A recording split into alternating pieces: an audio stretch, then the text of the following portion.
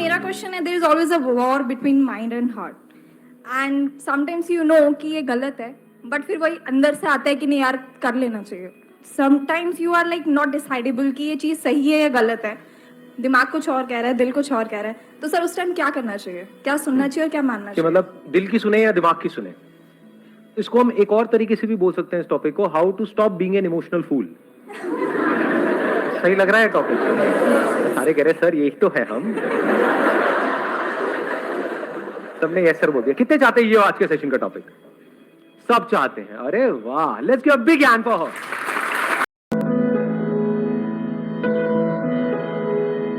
Sir मेरा question है, there is always a war between mind and heart and sometimes you know कि ये गलत है बट फिर वही अंदर से आता है कि नहीं यार कर लेना चाहिए. Sometimes you are like not decidable कि ये चीज़ सही है या गलत है. दिमाग कुछ और कह रहा है, दिल कुछ और कह रहा है. तो सर उस टाइम क्या करना चाहिए, क्या सुनना चाहिए और क्या मानना कि चाहिए? मतलब दिल की सुने या दिमाग की सुने. इसको हम एक और तरीके से भी बोल सकते हैं इस टॉपिक को, how to stop being an emotional fool. सही लग रहा है टॉपिक? सारे कह रहे सर यही तो है हम. सबने यस सर बोल दिया. कितने चाहते हैं ये आज के सेशन का टॉपिक? सब चाहते हैं. अरे वाह, let's give a big hand for her. Please please. Topic हमको मिल चुका है. Topic is how to stop being an emotional fool. तो सबसे पहले देखते हैं इमोशनल होना क्या बुरा है. ये बुरा नहीं है. ये जो वर्ड है इमोशन, इसी में इसका मीनिंग है. You can call it as energy in motion. लेकिन अगर वो एनर्जी अनकंट्रोल्ड वे में चलने लग जाए तो क्या होगा? एक है एनर्जी आपके कंट्रोल में है, इमोशंस आपके कंट्रोल में है. एक है आप इमोशंस के कंट्रोल में हो. कैसी होगी इस बंदे की लाइफ जो इमोशंस के कंट्रोल में है? खत्म ही खत्म है जी. मतलब एक मिनट में वो एक्साइटेड हो जाएगा, अगले मिनट में डिप्रेस्ड हो जाएगा. जब जरूरत से ज्यादा खुश हो जाएगा तब भी रायता फैलेगा. जरूरत से ज्यादा खुश हो जाते हैं तो कमिटमेंट नहीं करने लग जाते उल्टे सीधे. पूरी की पूरी रामायण को अगर आप समझने की कोशिश करोगे तो सारी जो प्रॉब्लम्स हुई उसकी जड़ क्या थी? जो हुई उसकी जड़ क्या थी? सीता.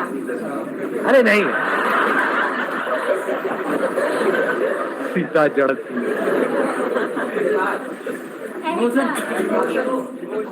कहां से खेल सारा शुरू हुआ था?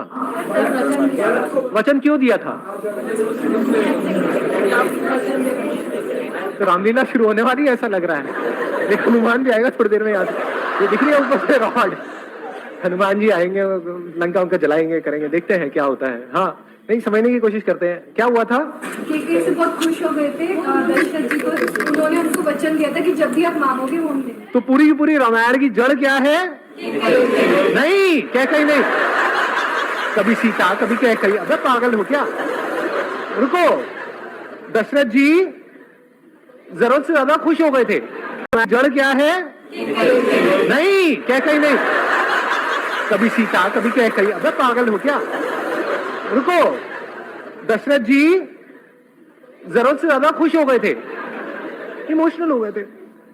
और जरूरत से ज्यादा खुश होने के बाद में उन्होंने उसको कुछ ऐसा कह दिया जिसके बाद में ये पूरी की पूरी रामायण शुरू हुई.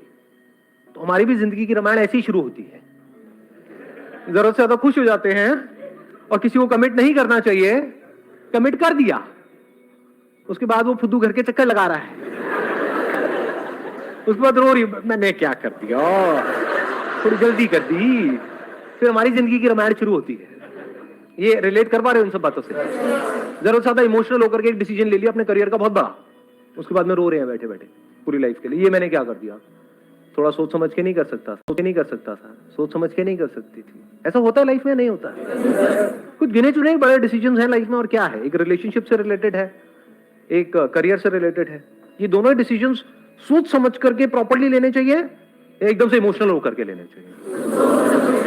इमोशंस जो होते हैं ना, अब वो जनरेट कैसे होते हैं? हैपनिंग. यू आर सेइंग कि कुछ होता है हमारी लाइफ में, कोई इवेंट होता है, वहां से इमोशंस ट्रिगर होते हैं. तो इवेंट्स तो अनलिमिटेड होते हैं, हर एक पे इमोशंस ट्रिगर होते हैं. आपकी लाइफ में कितना कुछ होता है सुबह से रात तक?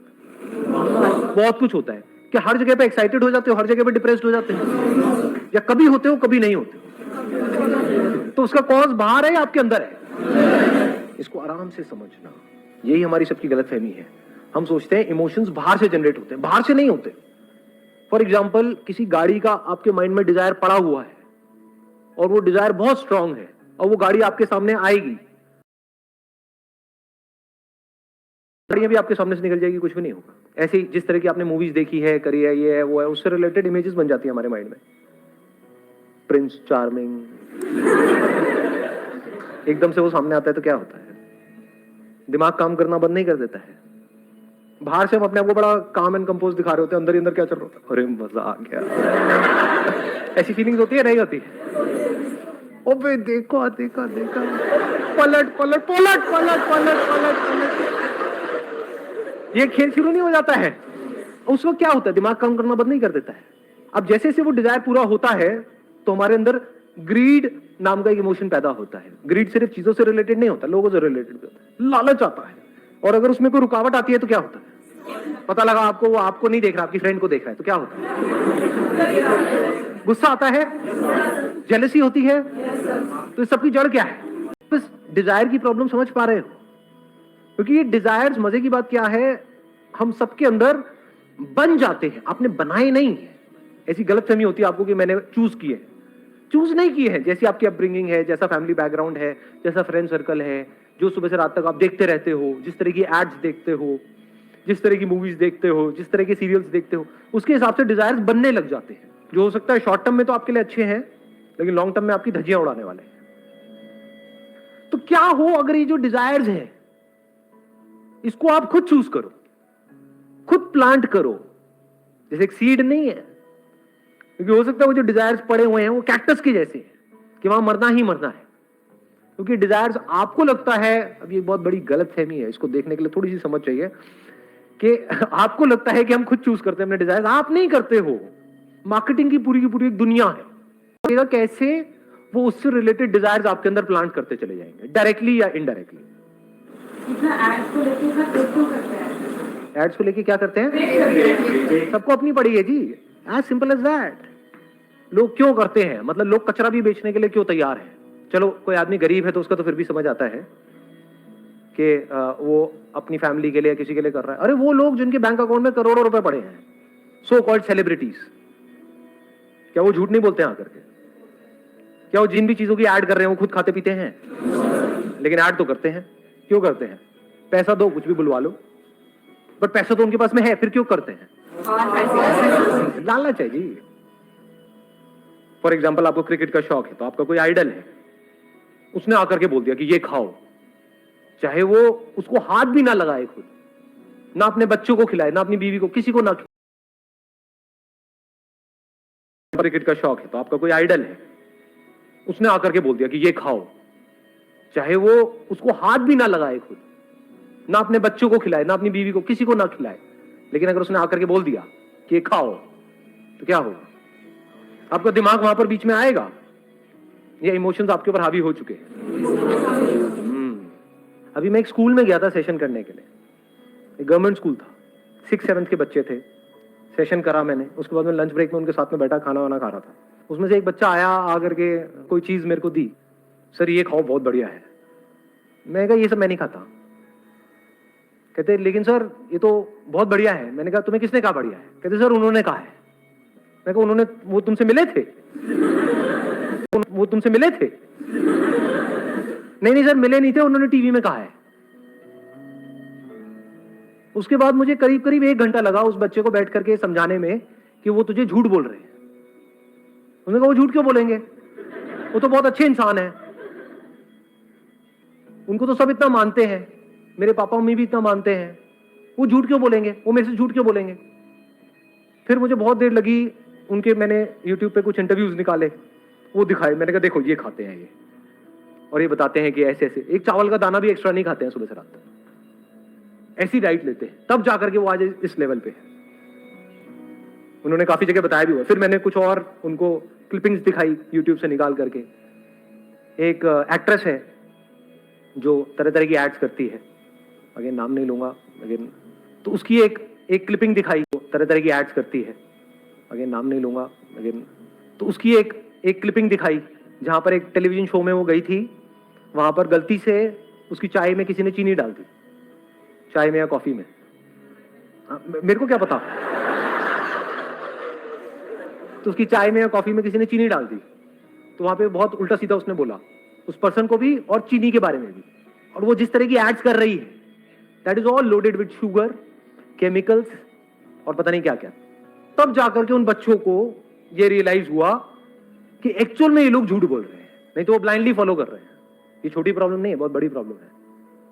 जो बच्चा उनको फॉलो कर रहा है, जिसने उसको आइडल बनाया हुआ है, उसको नहीं पता है कि वो खाना गलत है, उसके लिए तो उन्होंने बोल दिया, बिल्कुल ऐसा है जैसे भगवान ने कुछ बोल दिया, उसके लिए तो आइडल है ना।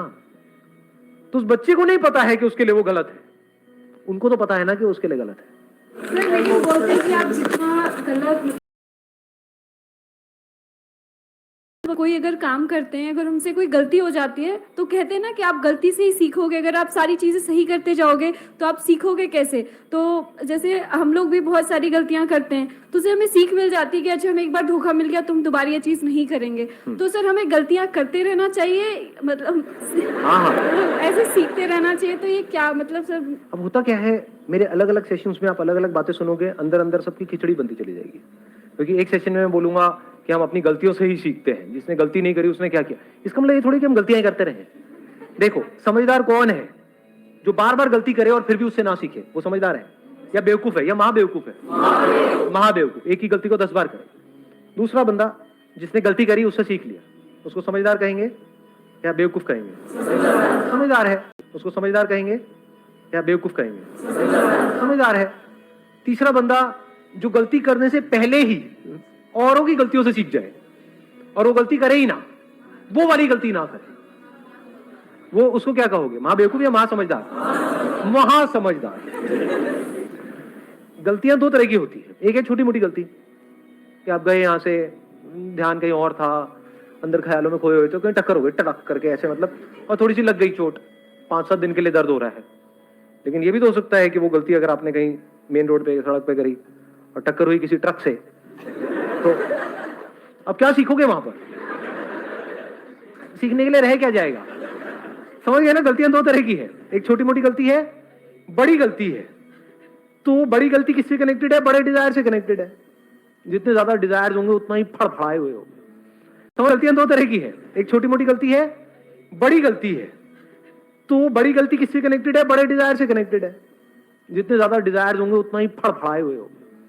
मैं ये सब जो भी बोल रहा हूं अपनी लाइफ के पूरे एक्सपीरियंस के बेस पे आपसे बोल रहा हूं।